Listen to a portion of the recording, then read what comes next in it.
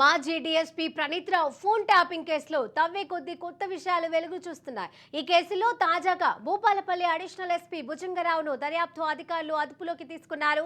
ఇక శనివారం విచారణకు పిలిచిన పోలీసులు అతడిని అరెస్టు చేశారు. గతంలో ఇంటెలిజెన్స్ పొలిటికల్ వింగ్ లో భుజంగరావు పనిచేశారని, ఆ సమయంలో ప్రణీత్ రావు, భుజంగరావు, తిరుపతన్న కలిసి ట్యాపింగ్ లో చేసినట్లుగా పోలీసులు గుర్తించారు.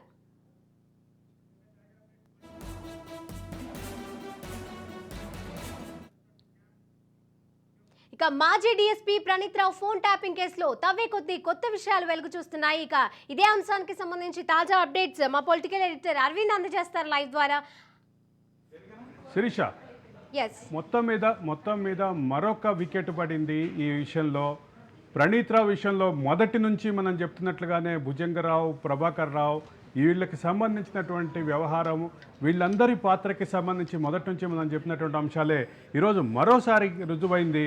ఈరోజు ప్రణీత్ రావు అరెస్టు తర్వాత ప్రణీత్ రావు వాంగ్మూలము, ప్రణీత్ రావుకు సంబంధించినటువంటి కస్టడీ రిపోర్టు, కస్టోడియల్ విచారణ సందర్భంగా ఆయన స్పష్టంగా ప్రభాకర్ రావు, అదే సందర్భంలో మిగతా వ్యక్తులకు సంబంధించినటువంటి వ్యవహారాలు, వాళ్ళకు ఉన్నటువంటి సంబంధాలు, వీటన్నిటినీ చెప్తున్నటువంటి పరిస్థితిలో ఈరోజు భుజంగరావుని అదుపులోకి తీసుకోవడం ద్వారా, అంటే భుజంగరావుని విచారణకు పిలిచి పూర్తి స్థాయిలో అదుపులోకి తీసుకున్నారు. రేపు బహుశా ఆయన అరెస్ట్ చేసేటటువంటి అవకాశాలు కనిపిస్తున్నాయి.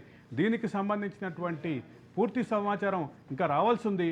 అయితే భుజంగరావు అరెస్టు దిశగా వెళుతున్నటువంటి పరిస్థితిలో మరొక వ్యక్తి, కీలకమైనటువంటి వ్యక్తి ప్రభాకర్ రావు, అదే సందర్భంలో అడిషనల్ ఎస్పీగా ఉన్నటువంటి తిరుపతన్నకు సంబంధించినటువంటి వ్యవహారాలు, వీటన్నిటికి సంబంధించి వీటితో పాటు మరో కొత్త పేరు కూడా ఈరోజు విస్తృతంగా చర్చలోకి వచ్చింది.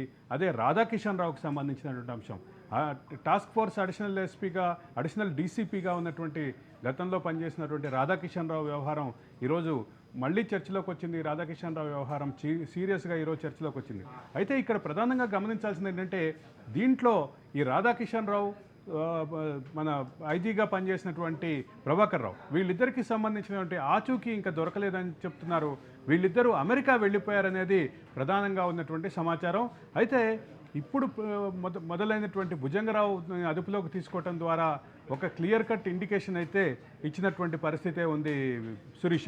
అంటే గత ప్రభుత్వంలో ఈ విధంగా ఫోన్ ట్యాపింగ్లకు పాల్పడ్డారు. ఆ తర్వాత డిసెంబర్ 3న ఎప్పుడైతే రిజల్ట్స్ రాబోతోంది అన్న తెలిసి, ఇంకా ప్రభుత్వం ఉండదు, ప్రభుత్వం మారబోతోంది అన్న టైంలో వీళ్ళు ఏదైతే ఫోన్ ట్యాపింగ్ చేసిన విషయాలన్నీ హార్డ్ డిస్క్లో ఉన్నాయో ఇవన్నీ ధ్వంసం చేసే పనిలో పడ్డారు అండ్ ధ్వంసం చేశారు.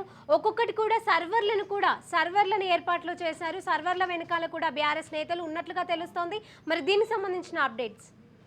బీఆర్ఎస్ నేతలతో పాటు బీఆర్ఎస్కి సన్నిహితంగా ఉన్నటువంటి కొంతమంది మీడియా వ్యక్తులు, దాంతోపాటు కొంతమంది పోలీస్ అధికారులు, వీళ్ళందరూ కలిపి టీంలుగా ఏర్పడి మొత్తం కొంతమంది వ్యక్తులని, కొంతమంది వ్యాపారస్తులని టార్గెట్ చేస్తూ ఈ ఫోన్ ట్యాపింగ్ ద్వారా వాళ్ళ రాజకీయ వ్యక్తుల విషయానికి వస్తే రాజకీయ వ్యూహాలు, రాజకీయంగా వాళ్ళు ఫేస్ చేయబోతుంటే, అంటే ప్రభుత్వాన్ని ఇబ్బంది పెట్టాలని చేసేటటువంటి రాజకీయ వ్యూహాలు, దాంతోపాటు వివిధ కేసులు, అంటే రాజకీయంగా ముఖ్యమంత్రి నిర్ణయాన్ని, ప్రభుత్వ నిర్ణయాన్ని వ్యతిరేకిస్తూ వేయబోతున్నటువంటి కేసులు, దానికి సంబంధించిన లాయర్లకు ఫోన్లు ట్యాప్ చేశారు, దానికి సంబంధించిన జర్నలిస్టుల ఫోన్లు ట్యాప్ చేశారు.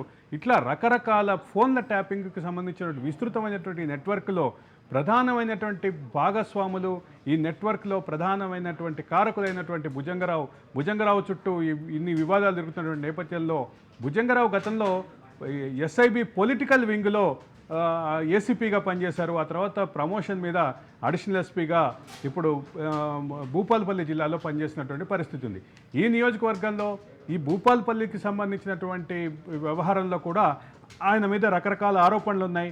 ఆయన అక్కడ అడిషనల్ ఎస్పీగా పనిచేస్తున్నటువంటి కాలంలో, ఇటీవల కాలంలో కూడా రకరకాల ఆరోపణలు వచ్చినాయి.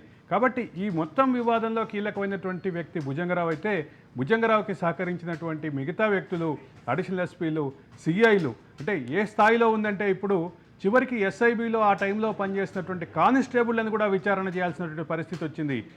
అంటే వ్యక్తులుగా ఉన్నటువంటి వాళ్ళు ఈ మొత్తం టీమ్గా మారి, ఈ టీమ్గా మొత్తం వ్యవహారాలను నడిపారనేటటువంటిది ప్రధానమైన ఆరోపణ. అయితే దీనికి తోడు గత 2-3 రోజులుగా వచ్చినటువంటి మరో పేరు సైబరాబాద్ కమిషనరేట్లో ఏర్పాటు చేశారని చెప్తున్నటువంటి ప్రత్యేకమైనటువంటి సెల్.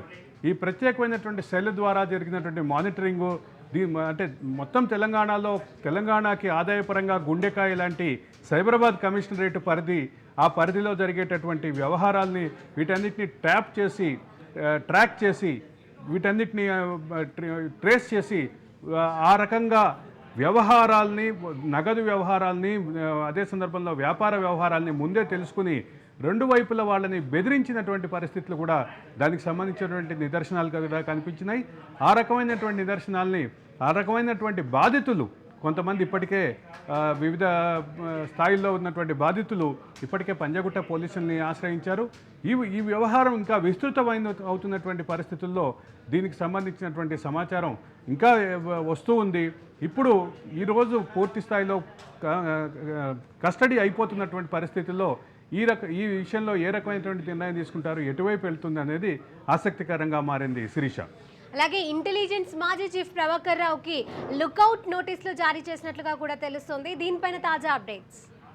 ఆయన మీద లుకౌట్ నోటీసులు జారీ చేసినట్టుగా తెలుస్తోంది. అదే సందర్భంలో ఆయనతో పాటు రాధాకిషన్ రావు కూడా లుకౌట్ నోటీసు జారీ చేశారనేది మనకు వస్తున్నటువంటి సమాచారం. అయితే ఇక్కడ ప్రధానమైన అంశం ఏంటంటే ప్రభాకర్ రావు ఆరోగ్యానికి సంబంధించి చికిత్స కోసం అమెరికా వెళ్ళాడు అనేటటువంటి ఉద్దేశంలో ఆ రకమైనటువంటి ప్రచారం ఉంది. కాబట్టి దానికి సంబంధించినటువంటి పూర్తి వివరాలు తెలియాల్సి ఉంది. కానీ ఒకటి మాత్రం క్లియర్, ప్రభాకర్ రావుకి సంబంధించినటువంటి ట్రాక్ చేసేటటువంటి డైరెక్షన్లో తెలంగాణ పోలీసులు తీవ్రంగా పనిచేస్తున్నటువంటి విషయం గమనించాలి శిరీష. ఒక్కొక్కరిగా అంటే పోలీస్ స్టేషన్లను ఆశ్రయిస్తున్నారు బాధితులు అంటున్నారు. వీరి ద్వారా కూడా ఇంకా ఎంతమంది ఆఫీసర్లు బయటపడుతున్నారంటారు?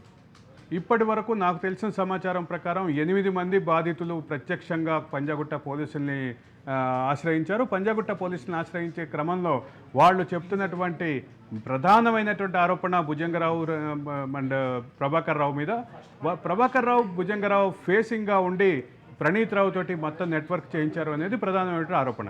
కాబట్టి భుజంగరావు అండ్ ఎవరైతే ఉన్నారో ప్రభాకర్ రావు, వీళ్ళిద్దరికి సంబంధించినటువంటి సమగ్రమైనటువంటి విచారణ జరిగితే మాత్రమే దీనికి పరిష్కారం వస్తుంది. ఆ విషయంలో తెలంగాణ ప్రభుత్వం చిత్తశుద్ధిగా ఉంది, తెలంగాణ పోలీస్ శాఖ చిత్తశుద్ధిగా ఉంది. అయితే పంజాగుట్ట పోలీసులు ఎందుకు కేసులు నమోదు చేయటం లేదనేటటువంటి ప్రశ్నలు అయితే తలెత్తుతున్నాయి. ఆ విషయాలు మరింత లోతుగలోకి వెళ్తే మాత్రం ఖచ్చితంగా దీనికి సొల్యూషన్ దొరికే అవకాశం ఉంది శిరీష. అలాగే తీగలాగితే డొంక కదులుతోంది, కానీ అసలు మెయిన్ పాయింట్ అనేది ఎక్కడ స్టార్ట్ అవుతుంది, ఎక్కడి నుంచి ఈ విధమైనటువంటి పరిణామాలు చోటు చేసుకుంటాయనే పేర్లు మాత్రం బయటకు రావట్లేదు. మీరన్నట్టుగా పోలీస్ స్టేషన్లో కూడా కేసులు నమోదు కావట్లేదు అంటే వారి హస్తం ఉందంటారా? రాజకీయ నేతల హస్తం ఉందంటారా? డొంకకి ప్రధానమైనటువంటి కారణం మాత్రం ఖచ్చితంగా 100% ఇప్పుడు తీగగా పనిచేసినటువంటి ప్రణీత్ రావు అరెస్టు మాత్రమే అని చెప్పాలి. ప్రణీత్ రావు అరెస్టు తోటి మొదలైనటువంటి ఈ డొంక కదలటం, ప్రణీత్ రావు అరెస్టు అనే తీగతోటి కదిలినటువంటి డొంక కదలటం అనేది ఈరోజు ఒక సమగ్రమైన రూపం వస్తుంది. ఈ విచారణలో ఒక క్లారిటీ వస్తుంది. పలువురు అరెస్టుల దిశగా వెళుతోంది. ఇది మొత్తం ఒక విస్ఫోటనంగా మారేటటువంటి పరిస్థితి కనిపిస్తోంది Shirisha. Right, thank you Arvind.